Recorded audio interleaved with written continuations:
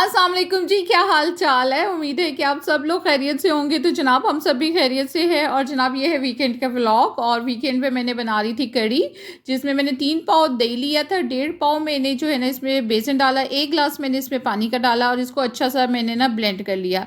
अब जनाब एक पतीली ले लेनी है और पतीली में ना हमने सारा जो भी मिक्सचर बनाया ना वो सारा मिक्सचर इसमें डाल देना है। अच्छा, ये जो कड़ी है ना ये जनाब अम्मी के स्टाइल की कड़ी है। अम्मी इस तरह बनाती होती थी। हमने अम्मी को बचपन में बिल्कुल इसी तरह कड़ी बनाते हुए देखा था। और जब पहले कड़ी बनती थी ना वो बहुत देर तक सुबह सुबह जो है ना अम्मी कड़ी रख देती थी ताकि दोपहर तक जो है ना कड़ी बन जाए। मैंने कम से कम जो है ना 5-6 घंटे लगते होते थे। तो आज उसी स्टाइल की कड़ी बना रही हूँ। और फिर उसके बाद मैंने इसमें डाल दिया था प्याज और लहसुन अदरक का पेस्ट और टमाटर, नमक, सुरख मिर्च, सूखा धनिया पिसा हुआ, ज़ीरा, हल्दी और कुटी हुई मिर्चें। अच्छा, बस ये तमाम चीज़ें इसमें जाएगी और फिर उसके बाद सिर्फ़ और सिर्फ आपकी मेहनत रह जाएगी। अब आपने करनी है मेहनत।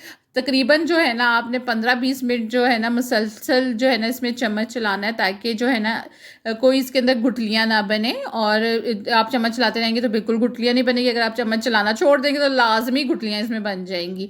और यहाँ पर ये मेहनत आपकी होनी है। और जैसे ही आपको लगे कि इसमें एक उबाल आ गया है तो आप इसको ढक के रख दो और फिर इसको पकने के लिए छोड़ दो हल्की आंच में। अच्छा, यहाँ पर आपने एक ये काम ये करना है कि जैसे आपकी कड़ी पक पक के थोड़ी हो आप इसके अंदर पानी डालते जाओ और ताकि ये और अच्छी कटती रहे।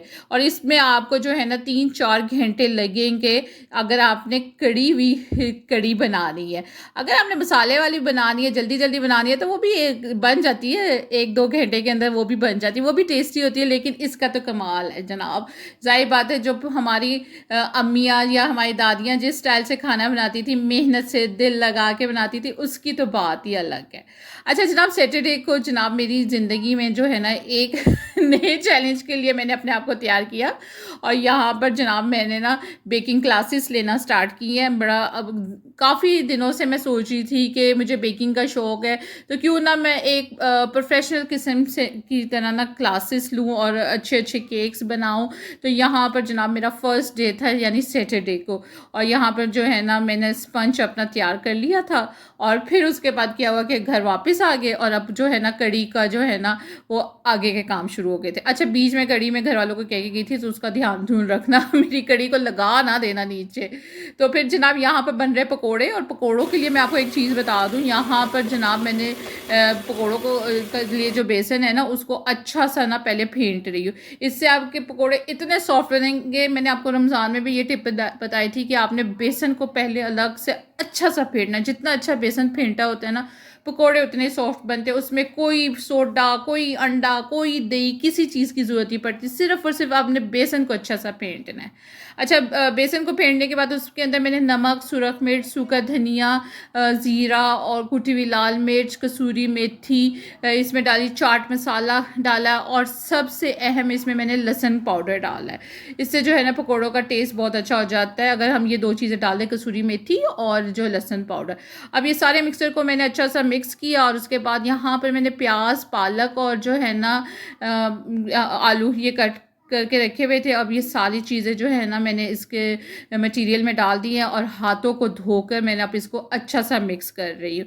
आपने देखा होगा कि बाज़ार वाले पकोड़े कितने क्रिस्पी होते हैं। एक तो उनका बेसन बहुत अच्छा फेंटा होता है और दूसरा ये है कि वो हाथ से उसको इतना अच्छा फेंटते हैं ना। ज़ाहिर बात है फेंटना तो हाथ से ही पड़ेगा। जैसे जैसे आप पकोड़े बनाते जाओगे ना तो अगला जैसे जैसे पोर आपने डालना है ना उसको आपने एक पूरे जो बेसन का मटेरियल है उसको आपने अच्छा सा फेंटना है। अच्छा जनाब, यहाँ पे बस अब पकोड़े तैयार हो रहे हैं। अब मेरे कड़ी जो मैं आपको स्टाइल बता रही हूँ ना यही होता है कि कड़ी मैंने कढ़ने के लिए रख दी और फिर क्या नाम है पकोड़े भी बन रहे हैं। और पकोड़ों को आपने एकदम जो है ना कड़ी में नहीं डालना, उससे आपके पकोड़े जो होते हैं ना हार्ड हो जाते हैं। आपने सारे पकोड़े जो है ना एक दफ़ा फ्राई कर लेने हैं और उसको जो है ना बर्तन में निकाल निकाल के रखना है और हम फिर उसको एक बाद में डालेंगे। अच्छा, यहाँ पर जनाब अब उसके बाद जो हमारा थर्ड स्टेप है ना वो है तड़के का। और यहाँ पर तड़का में मैं प्याज डाला सबसे पहले, फिर उसके बाद साबुत गोल मिर्च डाली, फिर मैंने अजवाइन डाली है, ज़ीरा डाला है, और फिर जो है ना कड़ी पत्ते डाले हैं। बस ये है हमारा सिंपल सा जो तड़का। और एंड में मैंने इसमें थोड़ी सी कश्मीरी लाल मिर्च डाल दी ताकि हमारी कड़ी के ऊपर रेड रेड सी तरी आ जाए और खाने में भी अच्छे लगे और देखने में भी अच्छी लगे। अच्छा, यहाँ पर देखिए अब कड़ी हमारी अच्छी से कड़ के कितनी हो गई हुई है। इसको मैंने पकाया है कम से कम 4-5 घंटे पकाया है। और यहाँ पे हमारे सारे पकोड़े फ्राई हो गए। अब ये सारे पकोड़े जो है ना एक साथ जाएंगे। अच्छा, जब हम छोटे होते थे तो यही होता था, पकोड़े अम्मी ढेर सारे बनाती होती थी कि जी आधे पकोड़े तो कड़ी में जाने और आधे हम लोगों ने वैसे खुशक खा लेने। और यही हाल हमारे घर में भी है कि मैं पकोड़े बनाऊँगी ना ढेर सारे बनाऊँगी कि बच्चे जो है ना साथ के साथ पकोड़े खाते रहते। और फिर उसके ऊपर जाएगा जनाब तड़का, और फिर एंड में जाएगा इसके ऊपर गरम मसाला पीसा हुआ। और ये हमारी मज़ेदार सी जो कड़ी है ना वो बन के तैयार हो गई है।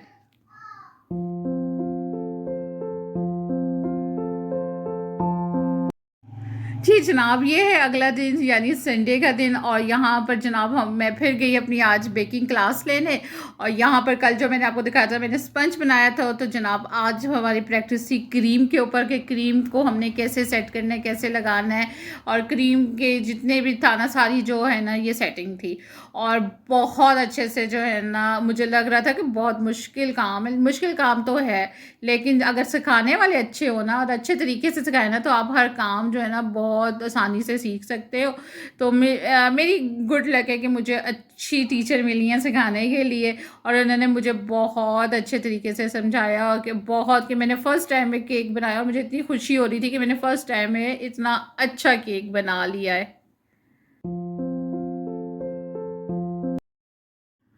बेकिंग क्लासेस क्यों लेना ज़रूरी है? घर में छोटे मोटे केक तो बना ही लेते हैं, लेकिन जब आपने एक अच्छे केक बनाने हैं, प्रोफेशनल किस्म के केक्स बनाने हैं, तो फिर आपको जो है ना बेकिंग क्लासेस लेना ज़रूरी है।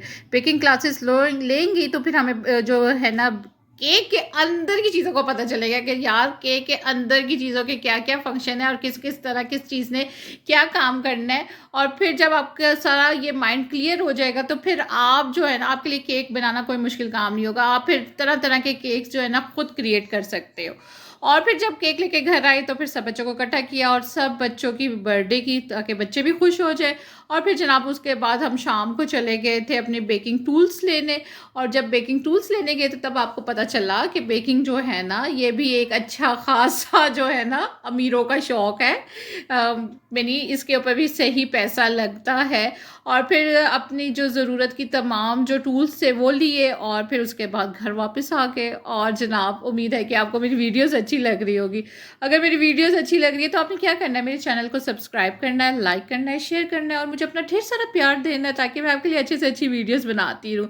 और अब दो आप मुझे इजाज़त। अल्लाह हाफिज़।